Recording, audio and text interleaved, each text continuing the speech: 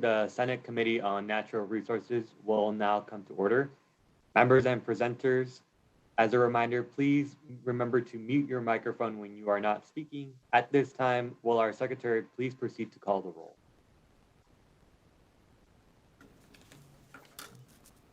Senator Brooks, Here. Senator Goycochea, Here.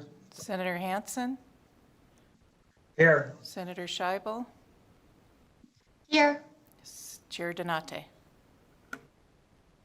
I am here. Thank you so much for that. Seeing that we reached quorum, welcome everyone to the Senate Committee on Natural Resources. Before we begin, we have some daily housekeeping that we must take. And I would like to explain to you how our virtual committee meetings will work, since this is a new process for all of us.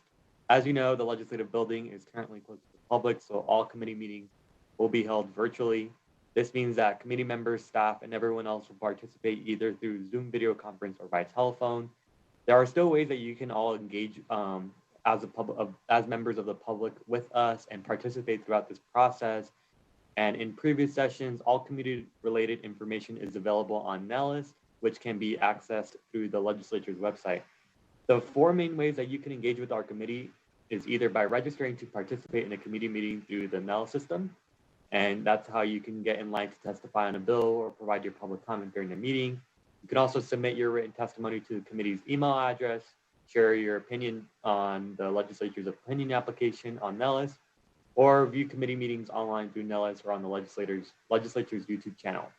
If you want to testify on a bill or provide public comment during this session or today, members of the public must first register for the meeting that you would like to participate in. And there are several places that you can register on Nellis. Simply go to Nellis and click on participate near the meeting date and time and fill out the required information. Just as a note that while you register, that does not guarantee you for a place to speak.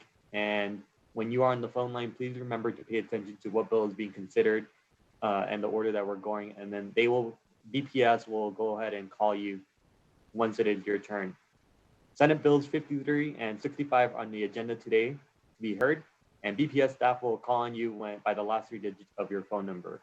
There are detailed instructions on the Nellis page if you need any help.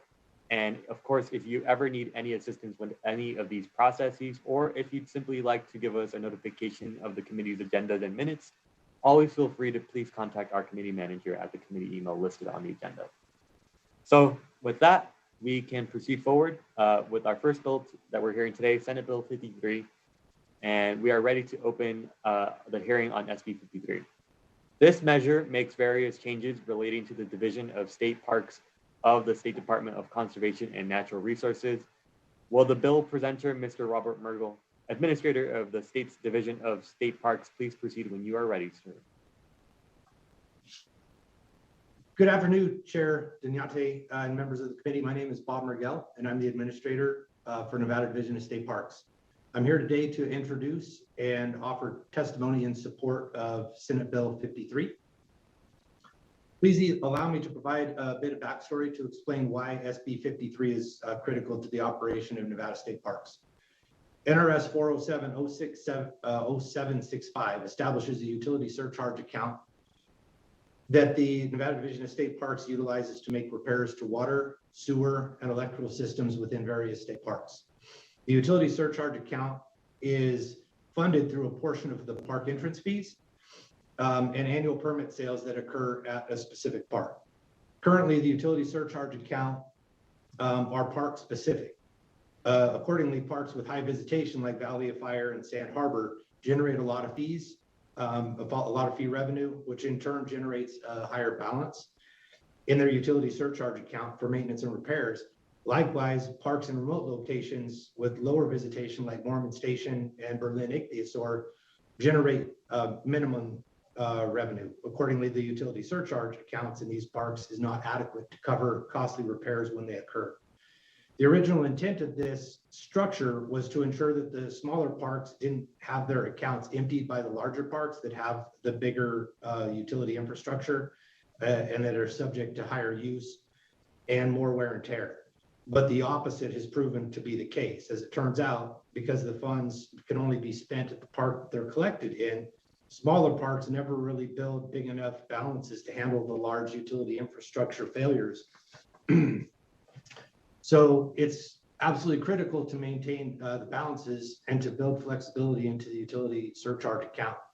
Although it's impossible to predict when or where a catastrophic failure will happen, such as when a septic system will fail, it is certain that such failures are going to occur during the busiest time of the year, making it even more crucial to make the immediate repairs.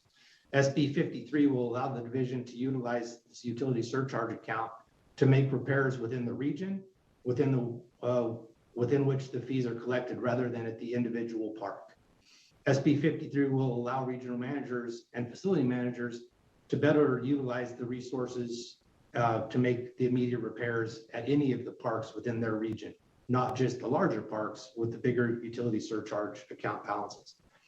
SB 53 includes language that making it clear that the division will collect fees at all areas that the division manages. The current language calls out parks specifically, when the reality is the division manages recreation areas, historic sites, historic parks, as well as region offices and the division office that also sell annual permits. SB 53 also seeks to include communication systems within the definition of qualifying utilities. Maintaining adequate communications at a state park are every bit as critical to the park operations as water, sewer, and electric. Telecommunications, internet, and radio systems are essential to park operations. To ensure that the staff can provide adequate public safety to park visitors.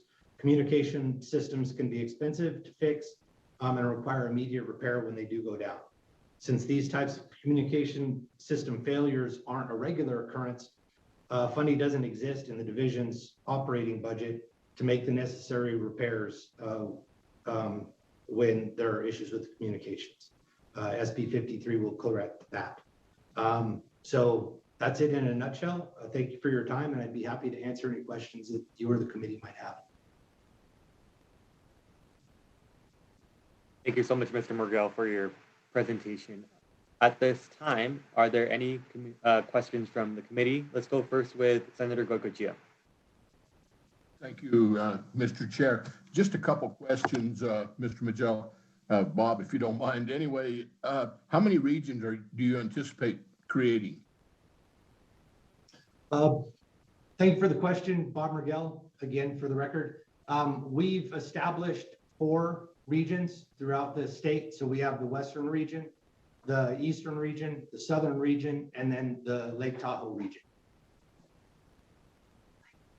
Okay, so like Sand Harbor and Lake Tahoe would be a standalone. I assume that would generate a lot of money. I'm kind of concerned, and I'm sure my colleague from Southern Nevada as well, like the Valley of Fire and those parks, some of those higher use parks in the South. How far north are you going to go? Are you going to pick up, say, Cathedral Gorge, or, we've got the schoolhouse at Elgin, some of those, I assume they're all in the southern, or are they in the eastern? It'll have a huge impact on what's available. Sure. Again, Bob Morgell, for the record. Our eastern region stretches from Lincoln County up through White Pine County into Elko County. So basically parks like South Fork, Cathedral Gorge, that bring in more revenue for those parks in that region will be able to help out, like Beaver Dam and Elgin Schoolhouse, for instance. The western region is kind of the Washoe, Carson, Lyon County, Churchill County, those kind of areas. So Lahontan, that brings in quite a bit of revenue, will be able to help out the parks like Berlin Ichthyosaur. Lake Tahoe has 4 parks up there. So yes, we have Sand Harbor, but we also have Van Sickle, which is a new park that doesn't currently have a whole lot of visitation, and therefore it doesn't collect fees actually right now. So any infrastructure that had issues there would be able to rely on Sand Harbor. And the southern region is pretty much all of the parks in Clark County. So Valley of Fire will be able to help out parks like Old Las Vegas Gorman Fort that really only collect an entrance fee for the museum tour, but they still have a lot of infrastructure that can still fail. So every region has some parks that are big in them that are going to be able to help out those smaller parks. Just to follow up, if I may, Mr. Chair, then where do we plug Nye County, Esmeralda? You know, and I know we've got some facilities there. I assume we do. The only park in that general area is going to be Berlin, Ichthyosaur, and it would fall into the western region. Bob Miguel for the record, sorry. I'm sorry, then, okay, so we don't have anything in Nye County other than the one at Berlin? Bob Miguel for the record, that's correct. Thank you. Thank you, Senator Goycochea. Senator Hansen, I think you were next. Thanks, Chair. Actually, Bob, I just want to say hi, first of all, and say I actually read the bill backwards. I thought you guys were going to actually end up starving the smaller parks to subsidize the bigger ones based on how you draw it. But now that I've heard your testimony, I just want to make sure that I think what Senator Goycochea is getting to, when you do draw these boundaries, that sounds like you're already on top of it. We want to make sure there's basically, you know, a breadwinning park to help subsidize those that are less popular. So it sounds like you're on that. It sounds like a good idea. You know, the Berlin's like one of the only ones in my district in those rural pockets. So I was very concerned to make sure that when you guys do start divvying up the money, that those little parks don't get squeezed out. But it sounds like you're actually doing the exact opposite in this. So I want to thank you for that, because I hate to see those little parks, you know, that receive minimal use, essentially kind of pushed to the back burner when it comes to maintenance and things like that. So thank you for the bill. I think it's a great idea, and make sure you draw those boundaries right. Thanks, Bob. All right, great. Thank you, Senator Hansen. Any other questions from any other committee members? Senator Scheibel, go for it. Sorry, did you call on me? Yes, ma'am. Go for it. All right. Yeah, thank you, Mr. Merkel, for your presentation. I'm assuming that before you wrote the bill or had the bill drafted, that you guys did some projections as to where you would be implementing the new fees, how much they would be, how much they would bring in, where they would go. So can you give us kind of the numerical overview, understanding that the point of the bill is to allow flexibility into the future, but once it passes, what's the plan? Thank you for the question, Bob Miguel. Again, for the record, this bill actually doesn't introduce any new fees. These fees are already being collected. And so what we have is we have account balances at every park throughout the state because we've already been collecting these utility surcharge fees. So for instance, when somebody goes to a park and they pay their $5 or $10 entrance fee, $1 out of that fee gets set aside as a part of this utility surcharge. So every park has some amount of money in their account, but parks like Berlin, for instance, will only have $2,000 or thereabouts in their account. And so they're really, if their solar panels go out or their batteries explode and we have to replace them, $2,000 isn't going to buy you a lot of solar equipment. However, Lahontan, who is in that same region, has several $100,000 in their utility surcharge account. So what we're looking to do is to be able to allow parks like Lahontan to be able to help buy Berlin batteries if that's what they need in order to stay operational. So there's no additional new fees associated with this bill. It's just how we're able to spend that money is all we're trying to clarify. Hope that answers your question. That does answer my question. And as a follow-up, so do you know of projects right now that would be able to utilize this new funding sort of structure? Bob Miguel, for the record, the issue that I brought up with Berlin with their batteries needing replaced is a real-time issue. We absolutely, their batteries have come to the end of their life and they can't afford new ones. Thank you so much. That really helps me understand it. Thank you so much for that question, Senator. I believe Mr. Amburn wanted to Give a clarification if you would like at this moment. Thank you, Chair Janate. Alan Ambrim for the record. I just wanted to point out, so in section 2 of the bill, there is a 2/3 majority mark attached to that section. And the reason that that is attached is because currently the existing law provides that the administrator may collect at each state park a fee for these repairs. And we are changing that so the way the administrator may collect at each area under the jurisdiction of the division. And so what that language could entail is an expansion beyond state parks where these fees could be collected. Thank you, Chair. Great. Thank you for that clarification. Are there any other questions from any other committee members? Senator Hansen, go for it.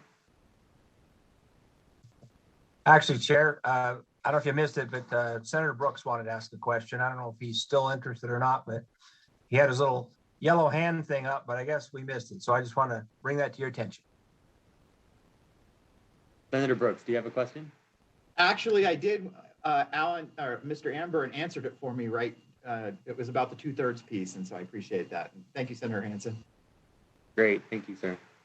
Any other questions? Mr. Murgell, the only thing that I would ask for you at this time is if you can go ahead and provide my committee members with a map to visualize the 4 regions, that would be definitely helpful. And it's just for clarification purposes, but thank you again for your time. Seeing that there are no more questions from the committee members, we are ready to go ahead and move on to testimony. So next we will hear testimony in support of SB 53. As a reminder, we will be limiting all testifiers to 2 minutes each. Testifiers are encouraged to summarize their positions and submit more comprehensive testimony in writing. DPS, is there anyone on the line right now that would like to provide support testimony? Thank you so much, Chair. To testify in support on Senate Bill 53, please press *9 now to take your place in the queue.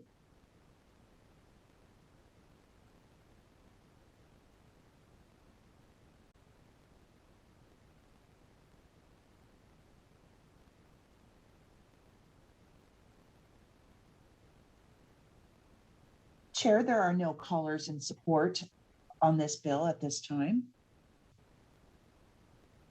Great, thank you for that. Next, we will hear testimony in opposition. Thank you, sir. To testify in opposition on Senate Bill 53,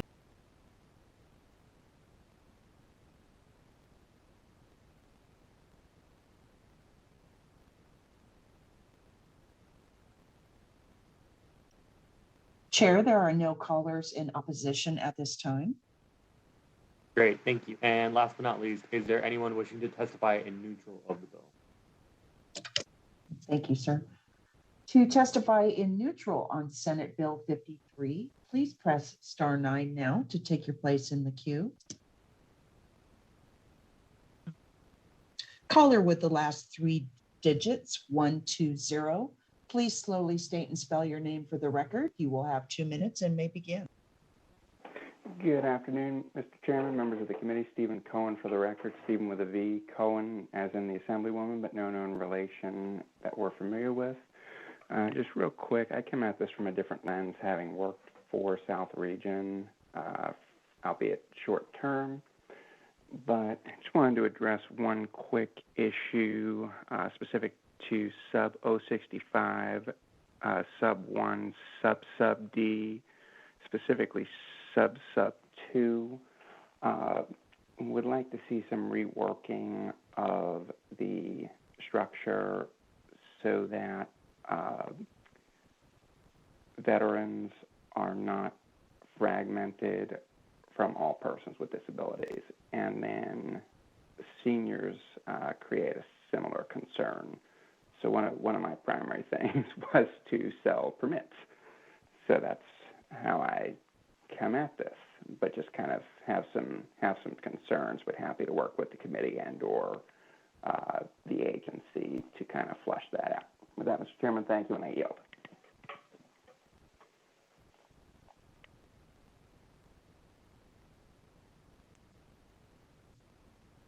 Chair, there are no more callers in neutral at this time. Great, thank you. Mr. Murgell, seeing the Mr. Amber spoke last. Do you have any other clarifications or anything else that you would like to mention before we move on? Hello, this is Bob Miguel, Administrator for Division of State Parks, again for the record. And no, I have nothing further. Thank you all for your time, though. And thank you, sir, for your time as well and your service to our state.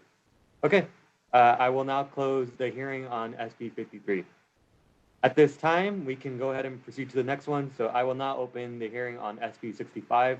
This measure revises provisions relating to the State Department of Agriculture. Will the bill presenter, Ms. Jennifer Ott, Director of the State Department of Agriculture, please proceed when you are ready. Good afternoon, Chairman and members of the committee. My name is Jennifer Ott. I'm the Director for the Department of Agriculture. It is my pleasure to appear before you today to present to you Senate Bill 65, which updates provisions relating to the Department of Agriculture. To provide background, after the 2019 legislative session, the Department of Agriculture developed a 5-year strategic plan to establish clear goals for the department's future. Goal number 1 of that plan is to modernize our statutory and regulatory framework.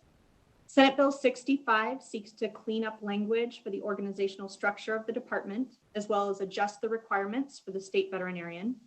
We are also requesting the names of 2 divisions be revised to accurately describe the activities of the division.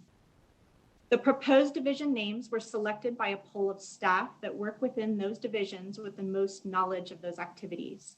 The revisions are intended to provide staff ownership and involvement on the divisions that they represent, and to describe the duties of the division more accurately and clearly to the public. The bill does not create any positions new to the department or require any additional funding. It simply formalizes existing positions as part of the makeup of the department. And Chairman, I'm going to go quickly through the different sections of the department. Section number 1 and 2 names the Division of Administrative Services and lists the 5 divisions as existing in the department, inclusive of the name changes. Though the Administration Division has existed in the department for some time and performs vital functions such as fiscal administration and IT, among others, it was not previously recognized in statute. Sections 3, 5, 12, and 13 changes the name of the Division of Consumer Equitability to the Division of Measurement Standards, thusly the State Sealer of Consumer Equitability to the State Sealer of Measurement Standards. This change more accurately reflects the activities of the division, which includes ensuring accurate measurements throughout the state. Section 6 reduces the requirements of the state veterinarian from having 5 years of regulatory experience to 3 years of regulatory experience. Section 7 and 9 revises the language for the Division of Animal Industry and its administrator to refer to statutory obligations of this division as specified in NRS. The existing language describing this division in NRS 561 has not undergone substantial revision for some time, while the NRS that governs those activities named have undergone revisions over several legislative sessions. No changes are being made to the duties as described in the underlying sections of NRS referenced in these sections. Section 8 modifies the language for the Division of Food and Nutrition and its administrator to refer to the statutory obligations of this division as specified in NRS. Section 9 changes the name of Plant Industry Division to the Division of Plant Health and Compliance and amends the language to refer to the statutory obligations of this division as specified in NRS. Sections 4, 10, 11, 14, 15, and 16 include conforming changes. Section 17 states an effective date of January 1st, 2022. Chairman, that concludes my presentation for this bill. Thank you so much for your presentation. Do any of the committee members have a question at this time? Senator Hansen, go for it. Thanks, Chair. Jennifer, great to see you again. Couple of concerns. First, I don't know, I thought the Division of Consumer Equitability, that's a pretty cool sounding name. I don't know. Equitability, that sounds like a politician type word or something. So anyway, a little bad humor there. The bigger question I do have, the appointment, the ability of you as the director to get rid of people because they serve at the pleasure of the director. the current law says be appointed on the basis of merit, looking specifically at section 6 when it comes to the state veterinarian. Why that change? And it makes me honestly a little nervous.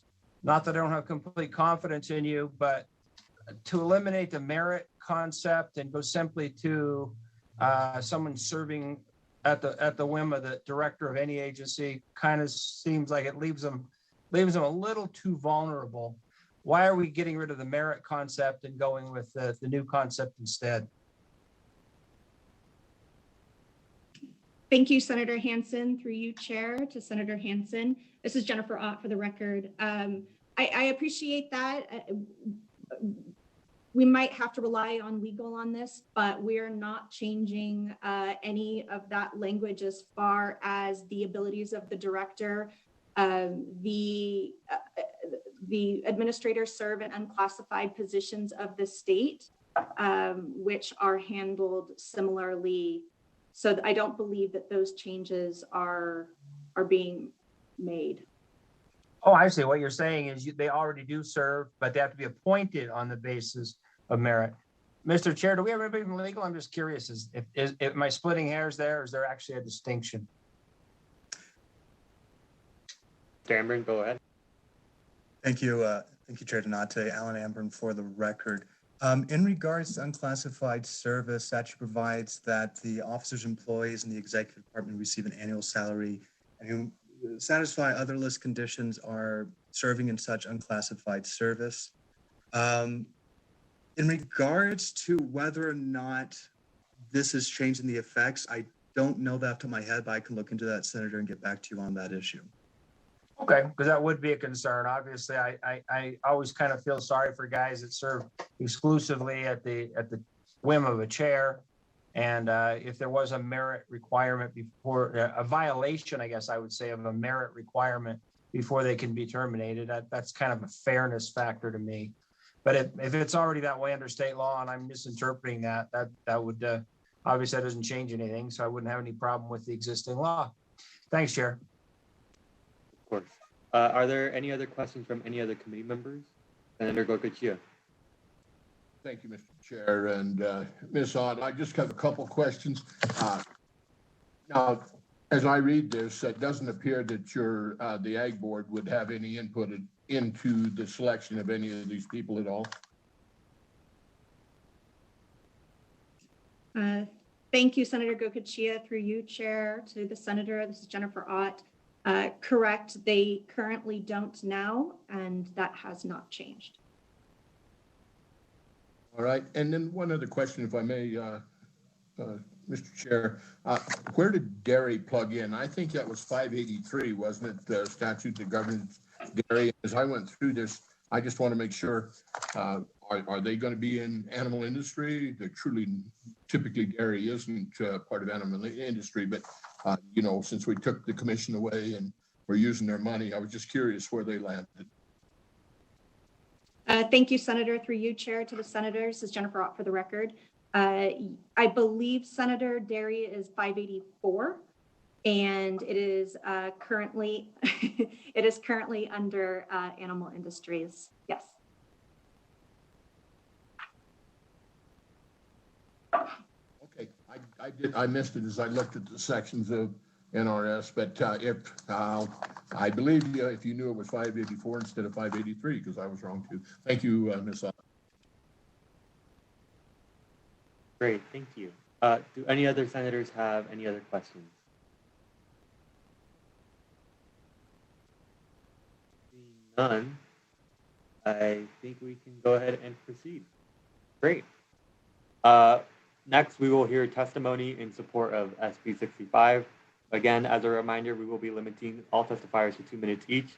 Testifiers are encouraged to summarize their positions and submit more comprehensive testimony in writing. EPS, is there anyone on the line wishing to provide support testimony at this time?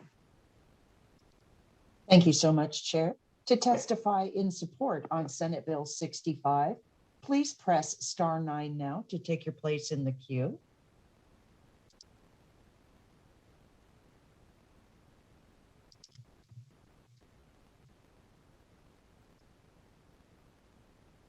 Caller with the last three digits, 892. Please slowly state and spell your name for the record. You will have 2 minutes and may begin. Hi, Chair. Can you hear me? Yes. Yes, caller, we can hear you. All right. Thank you. Thank you, Chair and members of the committee, for the opportunity to speak with you today. For the record, my name is Elliot Mallon, E-L-L-I-O-T, last name Mallon, M-A-L-I-N, and I represent the Nevada Petroleum Marketers and Convenience Store Association. We are happy to stand in support of SB 65 today, as it would describe exactly what they do, specifically referencing the part that Senator Hansen brought up. And would put us in line with the rest of the states and allow us to get back to an understanding of what that agency does. And this is really about, I'm scrolling through, sorry. Where did it go? Sorry, apologize. The Division of Measurement Standards. So I appreciate the opportunity to speak with you again, and thank you.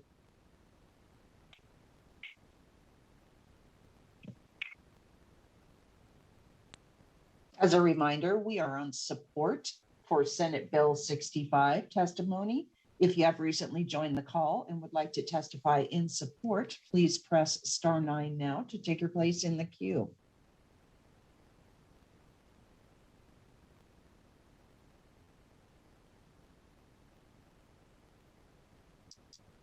Chair, there are no more callers in support at this time. Great, thank you. Next, we will hear testimony in opposition.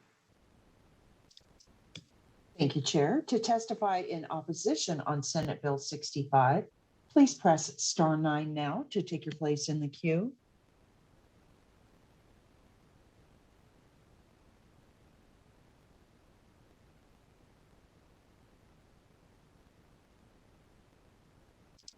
Chair, there are no callers in opposition at this time. Great. And last but not least, finally, is there anyone wishing to testify neutral on the bill? Thank you, Chair. To testify in neutral on Senate Bill 65, please press *9 now to take your place in the queue.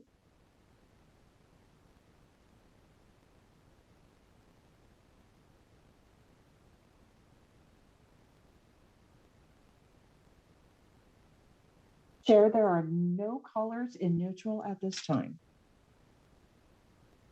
Thank you, BPS, for guiding us through that.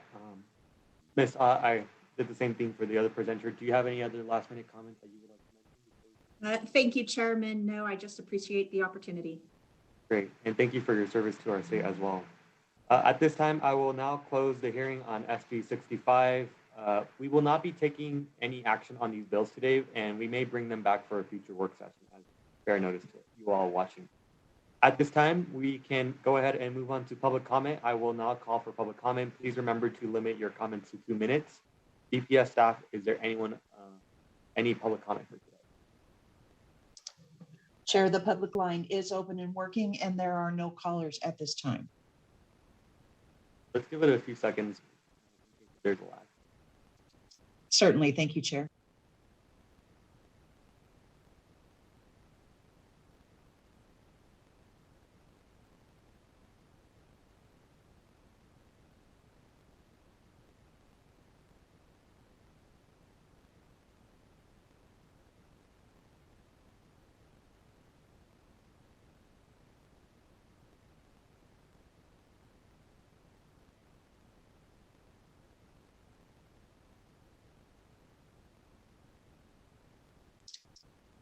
Chair, the public line is open and working, and there are no callers for public comment at this time. Great, thank you for that. At this time, before we adjourn, are there any comments from any of the members before?